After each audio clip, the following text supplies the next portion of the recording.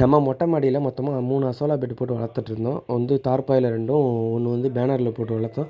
பேனர்ல பார்த்தீங்க அப்படின்னா, ஹோல்ஸ் இருந்திருக்கு. அத நான் கவனிக்காம அதிலேயே தண்ணி ஊத்தி வளர்த்தேன். அடிக்கடி தண்ணி குறைஞ்சிட்டே இருந்துச்சு.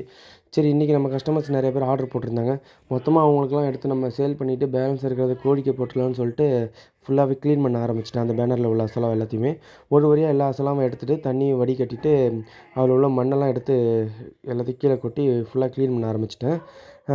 பேலன்ஸ் உள்ள அசோலாவையும் எடுத்து கோழிக்கு போட்டேன். எந்த அளவுக்கு நல்லா விரும்பி சாப்பிடுதுன்னு நீங்களே பாருங்கள். அசோலாவ ஒரு பசுந்தீவனமா தான் குடுக்குறோம். நம்ம கோழிகளுக்கு மட்டும் இல்ல, ஆடு, மாடு 3த்துக்குமே நம்ம பசுந்தீவனமா குடுக்கலாம். நல்லா விரும்பி சாப்பிடும். புரோட்டீன் கன்டென்ட் அதிகமா இருக்கு. நம்ம மொட்டை மாடியில அசோலா வளர்க்கும்போது கண்டிப்பா வாட்டர் லீக்கேஜ் இல்லாத மாரி பார்த்துக்கணும். அதனால வந்து இது அடிக்கடி தண்ணி லீக்கேஜ் ஆகுது. அதனால வீட்லயும் கொஞ்சம் பிரச்சனை வரும். நெறைய சான்ஸ் இருக்கிறதுனால தான் நான் வந்து ஃபுல்லா க்ளீன் பண்ணிட்டேன்.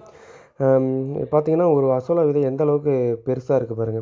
இந்த மாரி குவாலிட்டியா உங்களுக்கும் அசோலா விதைகள் வேணும்னா, ஸ்க்ரீன்ல தெரியிற இந்த நம்பருக்கு கால் இல்ல மெசேஜ் பண்ணுங்க.